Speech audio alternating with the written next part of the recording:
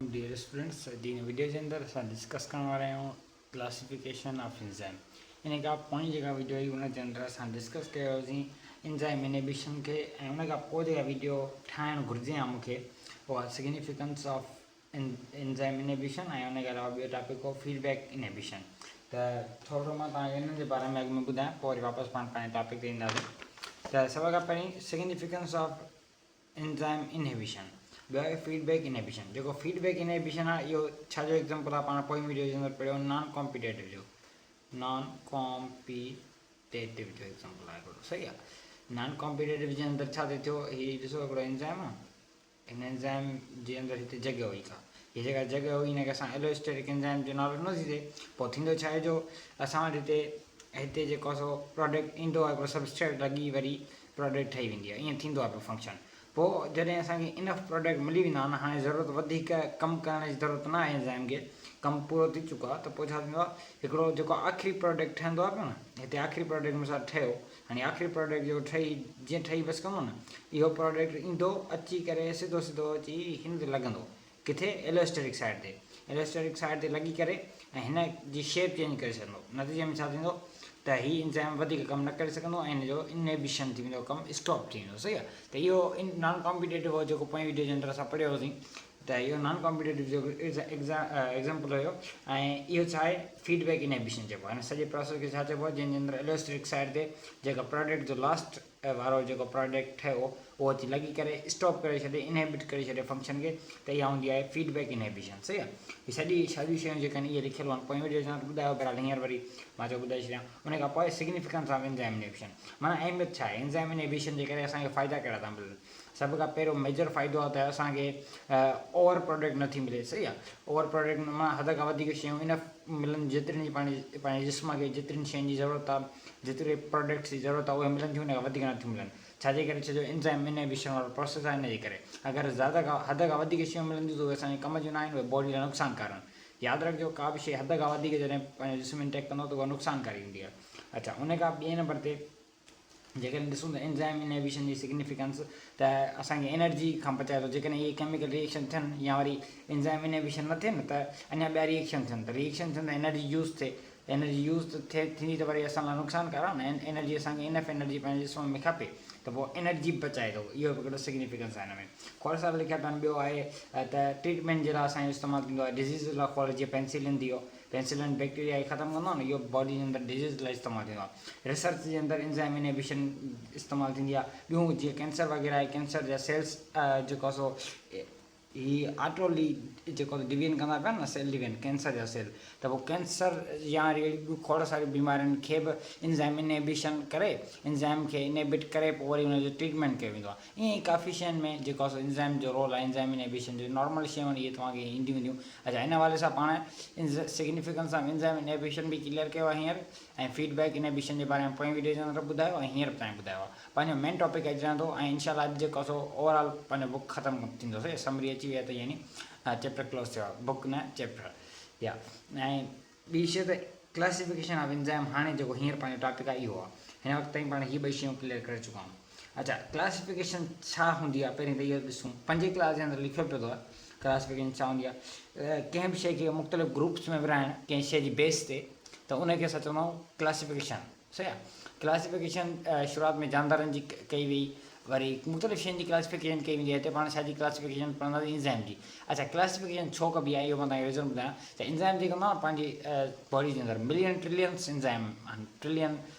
Lakes थाउज़ंड्स enzyme आहिनि trillion lake thousand enzymes आहिनि एतिरा वधीक एंजाइम आहिनि सही आहे। त पोइ इहे जेके एतिरा वधीक एंजाइम आहिनि इन्हनि खे हिकिड़े अलॻि अलॻि पढ़ी नथा सघूं छो जो तमामु घणा त अलॻि अलॻि हिकिड़े पढ़ी नथा सघूं न पोइ छा कयो वियो इन क्लासिफिकेशन कई वई मुख़्तलिफ़ बेसिस ते मिसाल जे तौर जीअं टाइप्स ऑफ रिएक्शन कहिड़ा एंजाइम आहिनि जेके कहिड़ो रिएक्शन कराइनि था उन बेस जे असां उनखे अलॻि करे डिवाइड करे पोइ पढ़ियोसीं एंजाइम कुझु जेके सबस्ट्रेट जी बेस ते कहिड़ो एंजाइम कहिड़े सबस्ट्रेट ते कमु थो करे उन जे बेस ते कुझु खे असां क्लासिफाई कयो ईअं ई मुख़्तलिफ़ ग्रुप्स जे अंदरि असां उनखे डिवाइड करे ऐं क्लासिफाई कयो आहे ऐं सम्झो आहे सही आहे। क्लासिफाई करणु यानी ग्रुप्स में विराइणु पोइ मुख़्तलिफ़ बेसिस ते विरायो आहे रिएक्शन जे बेस ते सबस्ट्रेट जे बेस ते सही आहे। हीअ पंहिंजे बुक में ॿई आहिनि पाण ॿई पढ़ंदासीं हलो सभ खां पहिरीं टाइप्स ऑफ रिएक्शन एंजाइम खे क्लासिफाई कयो वियो आहे classification on the basis of types of reaction ही पाण सभई डिस्कस कयूं था बाद में वरी सही आहे। हलो सभा खां पहिरीं असां वटि ऑक्सीडो रिडक्टेज हिते ASE आयो आहे। ASE यानी छाजी ॻाल्हि आहे एंजाइम जी, जिथे ASE अचे माना एंजाइम जी ॻाल्हि थी आहे सही आहे।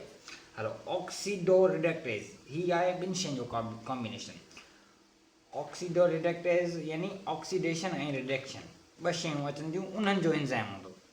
यानी ऑक्सीडोक्स रिएक्शन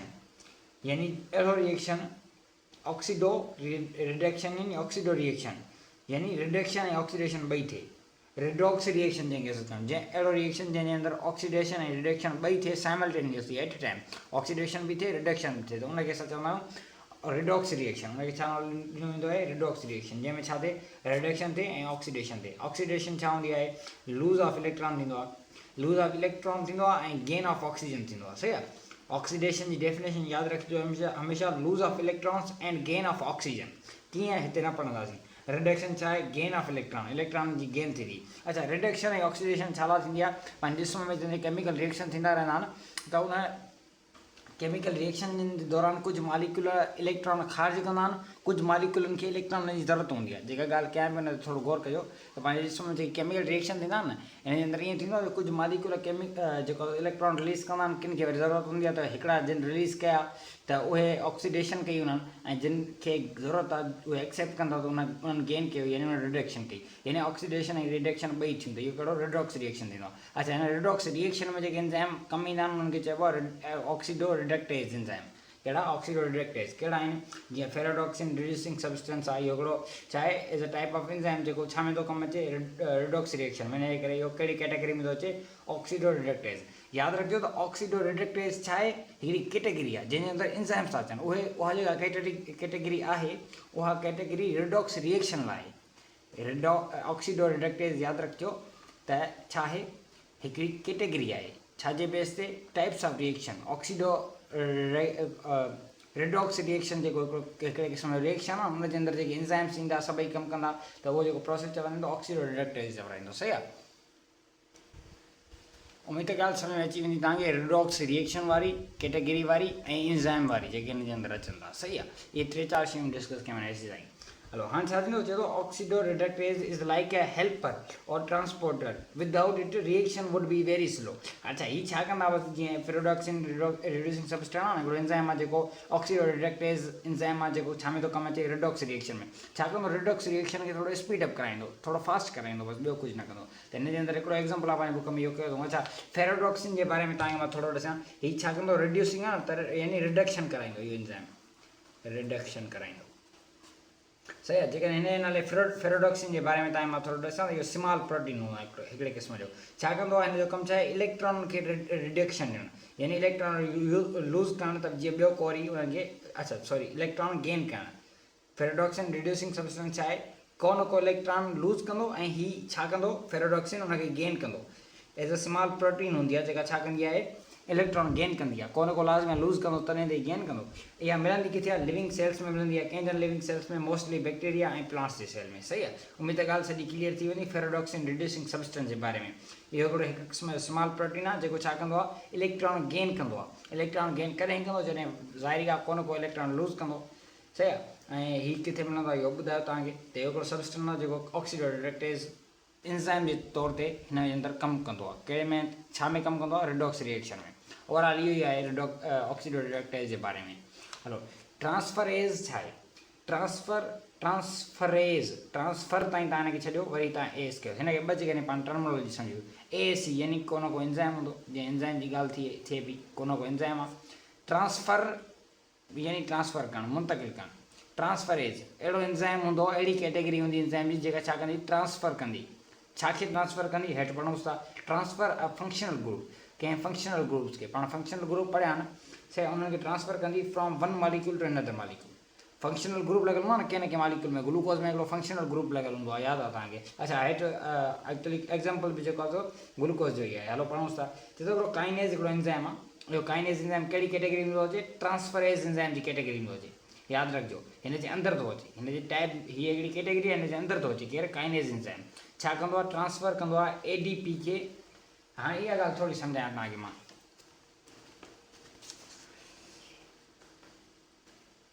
ATP हूंदी आहे न ATP, हीअ जॾहिं टुटंदी आहे त असांखे एनर्जी मिलंदी आहे, सही आहे। पोइ वीडियोज़ जे अंदरि इहा शइ डिस्कस कयल आहे मुंहिंजी। ATP जॾहिं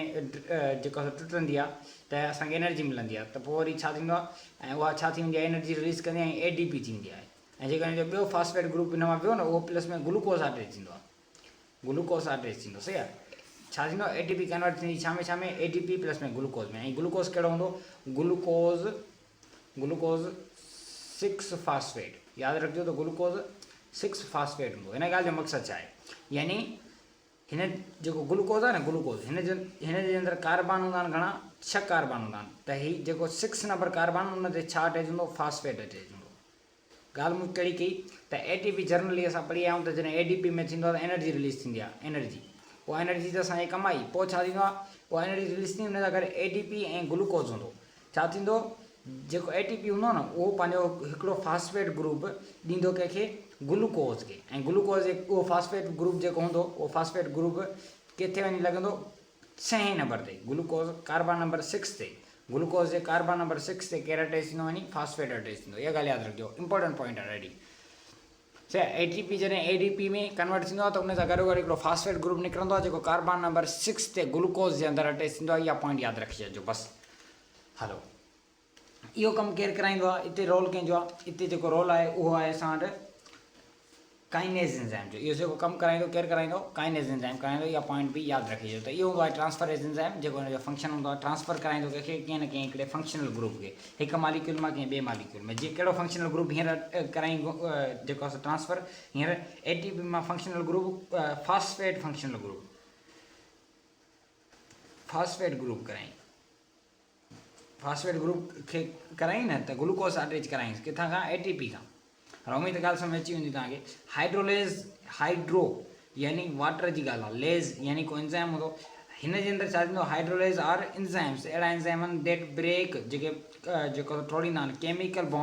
केमिकल बॉन्डनि खे बाय एडिंग वाटर। हिन जे अंदरि छा थींदो एडिशन ऑफ वाटर थींदी। सभ खां पहिरीं पॉइंट यादि रखी छॾिजो। मिसाल कीअं, हाइड्रोलेज़ हिकिड़ा अहिड़ा एंजाइम हूंदा, हाइड्रोलेज़ अहिड़ा एंजाइम्स हूंदा जेके छा कंदा H2O जी मौजूदगी कंदा। पाण वटि H2O हूंदो, उन्हनि जे थ्रू छा कंदा, को वॾो मालिक्यूल हूंदो, लार्ज मॉलिक्यूल पंहिंजे बुक जे अंदरि लिखियल आहे ओलिगोसेक्राइड जीअं मिसाल माल्टोस थी वियो। को ओलिगोसेक्राइड हूंदो जंहिंखे छा कंदा मोनोसेक्राइड में कन्वर्ट कंदा, मोनोसेक्राइड या मोनोमर में। को पॉलीमर हूंदो उनखे मोनोमर में कन्वर्ट कंदा, या चओ त ओलिगोसेक्राइड हूंदो उनखे मोनोसेक्राइड में कन्वर्ट कंदा। यानी को वॾो मालिक्यूल उनखे नंढो मालिक्यूल में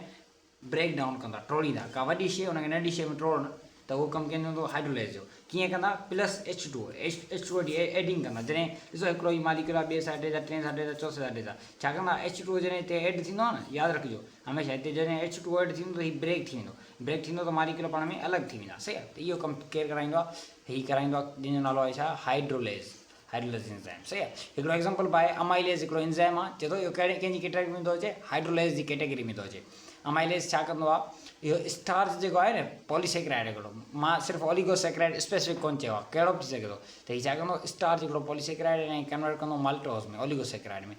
कीअं कन्वर्ट कंदो H2O जी एडिशन करे, प्लस लिखियल आहे न वाटर, यानी H2O एड कंदासीं पोइ इहो कन्वर्ट थींदो माल्टोस में। हलो उमेद इहा ॻाल्हि सम्झ में अची वेंदी आहे हाइड्रोलाइज़ वारी। लाइगेज़ अॻियों असां चौथे नंबर ते आहे। छा कंदो एंजाइम्स आहिनि, हीअ बि ब्रेक कंदा केमिकल बॉन्ड्स और रिमूव ग्रुप्स, या रिमूव ग्रुप कंदा without using water and without oxidation. न कोई ऑक्सीडेशन थींदी, न कोई वाटर जी यूज़िंग थींदी। हिते छा पियो थियो हाइड्रोलेज़ में वाटर यूज़ पियो थियो, पर हिते बि न, हिते को बि वाटर यूज़ न थींदो। कहिड़े क़िस्म जी water not required. Highly recommend कयां पोइ इहा शइ, त पॉइंट नोट कजो, इहा ॾाढी इंपॉर्टेंट अथव। त हिन जे अंदरि छा आहे वाटर यूज़ न थींदो आहे, त पोइ कीअं थींदा आहिनि मुख़्तलिफ़ जेको सो मैकेनिज़म हूंदा आहिनि जेके अच्छा मूं लाइगेज़ बि चयो, हीउ लेएज़ आहे, लेएज़ एंजाइम, सही आहे। It's a lyase enzyme not ligase अञा अॻिते आहे, ॿियो आहे एंजाइम 6 नंबर, सही आहे। त हिन जे अंदरि बि छा थींदो साॻियो ई कमु थींदो हाइड्रोलाइज़ वारो, पर हाइड्रोलेज़ एंजाइम वारो, पर हिन जे अंदरि वाटर यूज़ न थींदो, कमु साॻियो थींदो। कीअं, मिसाल जीअं डी कार्बोज़ाइलेज़ एंजाइम आहे, डी कार्बोज़ाइलेज़, डी यानी रिमूव, हिन वर्ड जी जेकॾहिं टर्मिनोलॉजी सम्झो हिन डी खे खणो त डी यानी छा रिमूव पोइ वीडियो जे अंदरि पढ़ी इहा शेप ख़बर आहे कार्बोज़ाइलेज़ लेज़ यानी AAC कार्बोज़ाइ भले हिनखे तव्हां AAC खे खणी खणो त यानी को एंज़ाइम हूंदो AAC यानी को एंज़ाइम हूंदो बाक़ी छा बचो कार्बोज़ाइल असांखे ख़बर आहे कार्बोज़ाइल छा आहे कार्बोज़ाइल छा आहे हिकिड़ो फंक्शनल ग्रुप आहे COOH हिन जे अंदरि छा थींदो लेज़ एंज़ाइम जे अंदरि छा थींदो एंज़ाइम छा कंदा रिमूव कंदा कंहिं फंक्शनल ग्रुप खे केमिकल बॉन्ड तोड़ींदा रिमूव कंदा को फंक्शनल ग्रुप बिना कंहिं वाटर जी यूज़ कंदे या बिना ऑक्सीडेशन जे इस्तेमाल जे सही आहे इन जो एग्जांपल असां वटि हिकिड़ो एंज़ाइम आहे जंहिंजो नालो छा आहे डी कार्बोज़ाइलेज़ एंज़ाइम नालो आहे हिन जो सही आहे हीउ कार्बोज़ाइल यानी हिन में छा थींदो आहे CO2 रिमूव थींदो आहे फ्रॉम मालिक्यूल कंहिं मालिक्यूल मां पर उन खां पहिरीं डी कार्बोज़ाइलेज़ एंज़ाइम जे अंदरि उन खां पहिरीं COOH सही आहे COOH कार्बोज़ाइल जेको आहे ग्रुप इहो पहिरियां सभ खां पहिरीं छा थींदो इहो निकिरंदो डी कार्बोज़ाइलेज़ छा कंदो इन सभ खां पहिरीं हिनखे खोलींदो जीअं मिसाल आहे हिते VIP पायरुवेट तव्हां पढ़ियो हूंदो हिन जे अंदरि पायरुवेट जे अंदरि छा थींदो आहे हिकिड़ो मालिक्यूल आहे पायरुवेट हिन जे अंदरि COOH सभ खां पहिरीं रिमूव थींदो आहे केरु रिमूव कंदो डी कार्बोज़ाइलेज़ छा कंदो सभ खां पहिरीं ही कढंदो केरु COOH फंक्शनल ग्रुप कढंदो कार्बोज़ाइल फंक्शनल ग्रुप कढंदो ऐं पोइ हिन कार्बोज़ाइल फंक्शनल ग्रुप अञा हिते अनस्टेबल आहे पोइ हिन मां वरी ही जेको हिते फंक्शनल ग्रुप आहे न COOH हिन मां वरी कार्बन डाइऑक्साइड निकिरंदी ॿाहिरि इन मां कार्बन डाइऑक्साइड निकिरी रिलीज़ थी वेंदी कार्बन डाइऑक्साइड निकिरी रिलीज़ थी वेंदी हिकिड़ो दफ़ो वरी सम्झायां तव्हांखे एग्ज़ाम्पल सां क्लियर करे छा थींदो डी कार्बोज़ाइलेज़ हिकिड़ो एंज़ाइम आहे उहो छा कंदो उहो कमु थो करे मिसाल जे तौर ते जीअं हिकिड़ो असां वटि ग्रुप आहे ग्रुप न हिकिड़ो मालिक्यूल आहे असां वटि जंहिंजो नालो छा आहे पायरुवेट हिकिड़ो मालिक्यूल आहे हीउ डी कार्बोज़ाइलेज़ छा कंदो हिन मां कार्बोज़ाइल ग्रुप कढंदो हीउ जेको COOH आहे कढियईं निकिरी हाणे हीउ कार्बोज़ाइल ग्रुप मां CO2 रिलीज़ थींदो सही आहे CO2 रिलीज़ थींदो हाणे जॾहिं CO2 रिलीज़ थी वेंदो त हाणे वरी असां वटि हिकिड़ो ॿियो कंपाउंड ठही वेंदो जंहिंजो नालो थींदो एसिटाइलडिहाइड हीउ एसिटाइलडिहाइड जेको आहे असांखे कॾहिं मिलंदो इहो कीअं थो ठहे इहो डी कार्बोज़ाइलेज़ जी मदद सां पायरुवेट जे थ्रू पायरुवेट कन्वर्ट थो थिए CO2 रिलीज़ थो करे पंहिंजो COOH पहिरीं निकिरे थो हुन मां CO2 रिलीज़ थो थिए ऐं फाइनल जेका प्रोडक्ट थी असांखे मिले एसिटाइलडिहाइड जी मिले सही आहे उमेद आहे लाइएज़ तव्हांखे सम्झ में अची वेंदो हिन जो एग्ज़ाम्पल आहे अच्छा एग्ज़ाम्पल हीअ जेकॾहिं मूं हींअर सम्झायो आहे न सम्झ में आयो आहे न को मसइलो न आहे तव्हांजे सिलेबस में न आहे त न आयो तॾहिं तव्हांजी मर्ज़ी आहे पर अचणु घुरिजे जंहिं हिसाब सां मूं तव्हांखे सम्झायो उन हिसाब सां अच्छा आइसोमरेज़ हिकिड़ो आइसोमरेज़ छा आहे हीउ निकितल आहे आइसोमर मां हिते हेसी ताईं तव्हां खणी अचो सभु जेके बि आहिनि एंज़ाइम्स जी कैटेगरीज़ ही स्पेशली इन जे अंदरि हर शइ जी डेफिनेशन जेका आहे हुनजे वर्ड मां निकिती पई आहे AAC आहे माना छा को एंज़ाइम हूंदो सही AAC आहे यानी को एंज़ाइम हूंदो ऐं आइसोमर छा हूंदो आहे हिते डेफिनेशन लिखी आहे मूं सेम मालिक्यूलर फार्मूला हुजे but different arrangement of atoms माना structural formula arrangement of atoms माना छा स्ट्रक्चर हूंदी हुनजी त मालिक्यूलर फार्मूला साॻियो हूंदो पर स्ट्रक्चरल फार्मूला डिफरेंट हूंदो त उनखे असां छा चवंदासीं आइसोमर चवंदासीं मिसाल जीअं C6H12O6 आहे हीउ साॻियो फार्मूलो कंहिंजो आहे हीउ साॻियो फार्मूलो माल्टोज़ जो बि आहे हीउ साॻियो फार्मूलो माल्टोज़ न हीउ साॻियो फार्मूलो ग्लूकोज़ जो बि आहे साॻियो फार्मूलो फ्रक्टोज़ जो बि आहे पर ग्लूकोज़ जी स्ट्रक्चर अलॻि आहे फ्रक्टोज़ जी असांखे ख़बर आहे स्ट्रक्चर अलॻि आहे त अहिड़नि क़िस्म जे जेको असां कंपाउंड्स खे असां चवंदा आहियूं आइसोमर्स त हीउ छा कंदो isomerases are enzymes that convert one isomer into another isomer हिकिड़ो आइसोमर हूंदो हुनखे ॿिए आइसोमर में कन्वर्ट कंदा मिसाल कीअं जीअं असां हिकिड़ो एंज़ाइम आहे जंहिंखे असां फास्फोग्लूकोज़ आइसोमर था चऊं जंहिंखे छा था चऊं फास्फोग्लूकोज़ आइसोमर अच्छा पंहिंजे ग्रुप जेको पाण वटि बुक आहे हिन जे अंदरि फास्फोहेक्सोज़ लिखियलु आहे फास्फोहेक्सोज़ बि किथे किथे चवंदा आहिनि फास्फोग्लूकोज़ बि चवंदा आहिनि सही आहे मोर प्रिफरेबल तव्हांजो बुक आहे उन खां ॿिए नंबर ते फास्फोग्लूकोज़ जेको असां जेके टेक्नोलॉजिकल सोर्सिस आहिनि हुन ते फास्फोग्लूकोज़ थो अचे कमु ही ॿिन्हिनि जो हिकिड़ो हिन जे करे ॿुधायां मां हिकिड़ो दफ़ो तव्हांखे बुक कढी करे खोले ॾेखारियां हिन जे अंदरि ही लिखियलु आहे फास्फोहेक्सोज़ लिखियलु आहे मोर प्रिफरेबल हमेशह तव्हांजो बुक ई रहंदो आहे त हिनखे फॉलो कजो जेकॾहिं किथे MCQ अची थो वञे त हीअ ऑप्शन न आहे त पोइ वरी यकीनन ऑप्शन तव्हांजो फास्फोग्लूकोज़ हूंदो अच्छा छा कंदा आहिनि हीअ फास्फोग्लूकोज़ या फास्फोहेक्सोज़ ही ग्लूकोज़ 6 फास्फेट माना छा यानी हिन जे कार्बन नंबर 6 ते छा हूंदो फास्फेट अटैच हूंदो फास्फेट PO4 जंहिंखे -3 लिखंदो पाण फास्फेट ग्रुप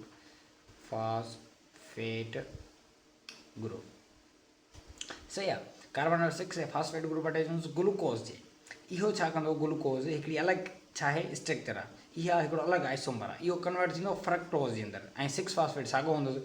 छा थियो हाणे ॾिसो साॻियो ग्लूकोज साॻे फ्रक्टोज में हिनजी C6H12O6 हिन जो मालिकुलर फार्मूला बि साॻियो हूंदो सिर्फ़ु छा जो हिन जी स्ट्रक्चर चवंदी हिनजी हीअ स्ट्रक्चर अलॻि आहे हीअ स्ट्रक्चर अलॻि आहे ॿ स्ट्रक्चर उहो लॻनि हीअ छा थियो ग्लूकोज 6 फॉस्फेट कन्वर्ट थियो फ्रक्टोज 6 फॉस्फेट में कंहिं करायो ग्लूकोज करायो या वरी छा चवंदासीं फास्फोहेक्सोज करायो सही आहे इहो कमु कंहिं करायो इन्हनि करायो इन्हनि एंजाइम्स करायो त हिननि में छा थियो बसि हिकिड़ी जेका फार्मूलो त साॻियो आहे बसि छा थियो स्ट्रक्चर जो फ़र्क़ु आहे हिन जी स्ट्रक्चर अलॻि आहे हिन जी स्ट्रक्चर अलॻि आहे स्ट्रक्चर असांखे ख़बर आहे फंक्शनल ग्रुप जे बेस ते अलॻि अलॻि हूंदी आहे ग्लूकोज जो फंक्शनल ग्रुप अलॻि आहे फ्रक्टोज जो कीटोन फंक्शनल ग्रुप आहे हिन जो कीटोन आहे ऐं हुनजो एल्डिहाइड आहे ॿिन्हिनि जा अलॻि फंक्शनल ग्रुप आहिनि उन्हनि जे बेस ते हुननि जी स्ट्रक्चर बि अलॻि आहे अच्छा neither add nor remove just change in arrangement atom जी ॻाल्हि थो करे त एटम न को पाण हिन में को एटम एड कयो आहे न को रिमूव कयो कुझु बि न कयो बसि हिकिड़ी स्ट्रक्चर ॿी स्ट्रक्चर में कन्वर्ट थी आहे अच्छा अॻियो असां वटि आहे लाइगेज जेको मूं अॻाड़े लाइएज जी जॻह ते पियो पढ़ियो लाइगेज जो ॿियो नालो आहे साइंथिटेज यानी ठहिणु त enzymes that are joined to separate molecules together अहिड़ा एंजाइम हूंदा टू सेपरेट मॉलिक्यूल्स यादि रखिजो एंजाइम मां डेफिनेशन पढ़ायां पर ॾाढी इंपॉर्टेंट अथव हीअ definition enzyme that join two separate molecules together ॿ सेपरेट मॉलिक्यूल हूंदा हुनखे टुगेदर जॉइन कंदा by forming new chemical bond नवा केमिकल बॉन्ड फॉर्म करे यूजुअली यूजिंग ATP अच्छा ATP छा लाइ इस्तेमालु थींदी आहे असांखे ख़बर आहे की नओं केमिकल बॉन्ड ठाहींदो त हुन ते उते ATP जो इस्तेमालु हूंदो आहे असांखे ईअं कुझु बि पाण नथा करे सघूं को बॉन्ड ठहंदो आहे ऐं ठहंदो त एनर्जी जो यूज़ थींदो आहे सही आहे त हिते बि असांजो छा थो थिए ATP जो एनर्जी जो यूज़ थो थिए लाइगेज जे अंदरि अच्छा स्पेशली इन जो एग्ज़ाम्पल जेके ॾिसो DNA लाइगेज आहे रेप्लिकेशन या रिपेयर थींदो आहे न DNA त उन उते जे अंदरि उते हिकिड़ो एंजाइम हूंदो आहे DNA लाइगेज जे नाले सां उहो कमु कंदो आहे रेप्लिकेशन या रिपेयर में ऐं हिते छा थींदो एनर्जी यूज़ थींदी छा थींदो एनर्जी यूज़ थींदी DNA RNA लाइगेज इहो बि हिकिड़ो एंजाइम आहे जॉइन कंदो आहे फ्रेगमेंट्स यानी टुकड़ा कंहिंजा हिन जा RNA नंढा टुकड़ा जॉइन करण में बि हेल्प कंदो आहे DNA लाइगेज अच्छा DNA जी जॾहिं रेप्लिकेशन थींदी आहे हुनजे अंदरि बि पहिरियां नंढा नंढा सेगमेंट्स हूंदा आहिनि DNA जा उहे बि जेके कनेक्ट कंदो आहे उन्हनि खे हिकिड़े सेगमेंट सां हिकिड़ो सेगमेंट हूंदो ॿियो टियों हिननि खे हिकिड़े सां ॿिए मिलाइण में बि हिते एंजाइम जेको कमु ईंदो आहे कहिड़ो DNA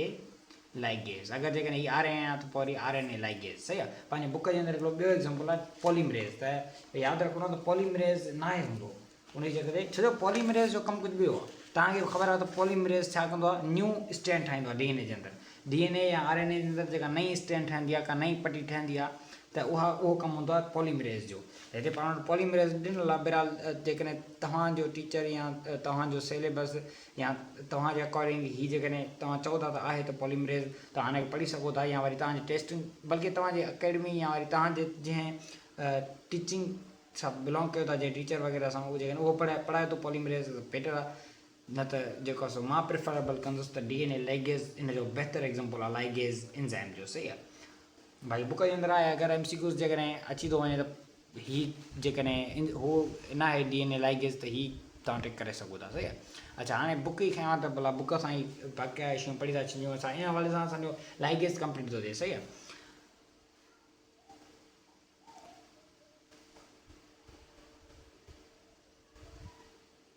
अच्छा हाणे असां वटि आहे क्लासिफिकेशन बेस्ड ऑन सबस्टेट जी बेस ते असांजी क्लासिफिकेशन कंहिंजी एंजाइम जी सभ खां पहिरीं आहे प्रोटेज़ हिकिड़ो एंजाइम आहे हिन जे वर्ड प्रोट यानी प्रोटीन ते कमु कंदो जीअं ट्रिप्सिन थी वियो पेप्सिन थी वियो ट्रिप्सिन ऐं पेप्सिन छा आहिनि ॿ एंजाइम्स आहिनि ॿिनि क़िस्मनि जा एंजाइम्स आहिनि ॿ एंजाइम्स आहिनि ॿिनि क़िस्मनि जा आहिनि ॿ एंजाइम आहिनि क़िस्म कंहिंजा प्रोटेज़ जा क़िस्म आहिनि कमु कंहिं ते कंदा प्रोटीन ते कंदा सिंपल लिपेज़ हिकिड़ो एंजाइम आहे परफॉर्म कंदो हाइड्रोलाइसिस परफॉर्म कंदो हाइड्रोलाइसिस यानी एड थियणु ब्रेक डाउन करणु कंहिं बि मॉलिक्यूल खे त फैट्स खे ब्रेक डाउन कंदो इंटू फैट्स जेके हूंदा आहिनि टुटंदा आहिनि त हिकिड़ो ग्लाइसरोल मिलंदो आहे ॿिया फैटी एसिड मिलंदा आहिनि असांखे ख़बर आहे जीअं असाइल ग्लाइसरोल थी वियो त उनजे अंदरि ग्लाइसरोल ऐं फैटी एसिड हूंदो आहे हीअ जॾहिं तव्हांखे लिपिड्स पढ़ियल हूंदो त पोइ वीडियो जे अंदरि त ख़बर हूंदी त जॾहिं असां फैट्स खे टोड़ींदा आहियूं त उन में असांखे ग्लाइसरोल ऐं फैटी एसिड मिलंदा आहिनि त इहो जेको कमु हूंदो आहे लिपेज़ एंजाइम आहे इहो कराईंदो आहे अच्छा ग्लाइकोसाइडेज़ हिकिड़ो एंजाइम आहे जेको कार्बोहाइड्रेट मॉलिक्यूलनि ते कमु कंदो आहे जीअं कहिड़ा आहिनि उहे हीअ आहिनि अमाइलेज़ सेल्यूलेज़ माल्टेज़ सक्रेज़ लैक्टेज़ ये सभई कंहिं ते कमु कंदा कार्बोहाइड्रेट्स ते कमु कंदा मिसाल जीअं अमाइलेज जेको हूंदो अमाइलोज़ ते कमु कंदो, जीअं कि अमाइलोज़ खे कन्वर्ट कंदो माल्टोज़ में। असांखे ख़बर आहे त सभ खां पहिरीं ग्लूकोज़ मिली करे माल्टोज़ ठाहींदा आहिनि, ऐं माल्टोज़ मिली करे छा ठाहींदा, अमाइलोज़ ठाहींदा, सेल्यूलोज़ ठाहींदा, त इहे शयूं ठाहींदा आहिनि। त जेको सो अमाइलेज़ एंजाइम छा कंदो, अमाइलोज़ खे सिर्फ़ु ऐं सिर्फ़ु कन्वर्ट कंदो माल्टोज़ में। ऐं माल्टोज़ वरी माल्टेज़ एंजाइम आहे जेको माल्टोज़ ते कमु कंदो आहे, सही आहे। माल्टेज़ एंजाइम छा कंदो, माल्टोज़ खे वरी कन्वर्ट कंदो ग्लूकोज़ में। अहिड़े हवाले सां बहरहाल कमु छा ते कंदो, माल्टोज़ ते। विच में हिकिड़ो मां आयुसि न सेल्यूलोज़ ते कमु कंदो, यानी AS ॾेई तव्हां वरी साॻियो कार्बोहाइड्रेट ॾेई छॾियो। सक्रोज़ ते कमु कंदो, लैक्टोज़ जेको लैक्टोज़ मिल्क चवंदा आहियूं मिल्क खे, सही आहे, उन ते कमु कंदो आहे। Nucleus act on different nucleic acid ते कमु कंदो आहे, जीअं RNAs DNAs ATPase इन ते कमु कंदो। तव्हां सोचींदा हूंदव लाइगेज जा फॉर एग्ज़ाम्पल साॻिया ॾिसी DNA RNA वारा, ऐं हेठि वरी साॻी न फ़र्क़ु आहे, हीअ सबस्ट्रेट जे बेस ते आहे, सही आहे। हीअ सबस्ट्रेट जे बेस ते आहे, उहो केमिकल रिएक्शन जे बेस ते आहे, यानी रिएक्शन्स जे अंदरि उहो इस्तेमालु थींदा। बाक़ी हीअ सबस्ट्रेट जेके ईंदा कमु थींदो उन्हनि जे बेस ते वरी जेको आहे कहिड़ा आहिनि, RNAs या वरी DNAs आहे। न्यूक्लियस हिकिड़ो जनरल वर्ड आहे एंजाइम। उम्मीद त क्लासिफिकेशन सबस्ट्रेट जे बेस ते तव्हांखे बुक जे अंदरि क्लियर थी वेंदी। इहो ई आहे जेको बि आहे हिन जे अंदरि। ऐं अलहमदिल्ला इन जे हवाले सां पंहिंजो चैप्टर बि कंप्लीट थी चुको आहे। ऐं हीअ जेके बि शयूं आहिनि अॼु जी वीडियो जे पाण अंदरि क्लियर कयूं आहिनि, स्टिल का क्यूरी आहे हिननि जे हवाले सां तव्हांखे या क्वेश्चन त पुछी सघो था। बाक़ी जेके बि शयूं आहिनि हिन जे अंदरि इहे सभु पाण सुठे नमूने पढ़ियूं आहिनि। ॿी हिकिड़ी ॻाल्हि यादि रखिजो त ॿिया जेके सिलेबस आहिनि या ॿिया बुक जेके बि आहिनि उन्हनि जे अंदरि हिननि जा कुझु मिसालनि जी ऑक्सीडेज़ थी वियो, या वरी डिहाइड्रोजिनेज़ थी वियो, या इहे ॿई ऑक्सीडो रिडक्टेज़ जा एग्ज़ाम्पल ॿई ॾसियामांव। हाणे वरी थो ॾसियामांव काइनेज़, या काइनेज़ पढ़ियोसीं, ट्रांस अमाइनेज़, हीअ ॿई वरी जेके आहिनि ट्रांसफरेज़ जा एंजाइम जा एग्ज़ाम्पल आहिनि, सही आहे। इहे जेकॾहिं अचनि था तॾहिं ठीकु आहे, छो इहे ॿिए सिलेबस जा आहिनि, मां जनरली तव्हांखे बसि ॿुधायां छो जो बुक जे अंदरि लिखिया पिया आहिनि उन हवाले सां। हलो, बाक़ी नेक्स्ट वीडियो जेका हूंदी इंशाल्लाह नओं चैप्टर स्टार्ट कंदासीं, तंहिं वक़्तु लाइ दुआउनि में यादि। ऐं जेकॾहिं वीडियो क्लियर थी आहे, सम्झ में आई आहे त ज़रूरु कमेंट कजो ऐं let us know please. Thank U.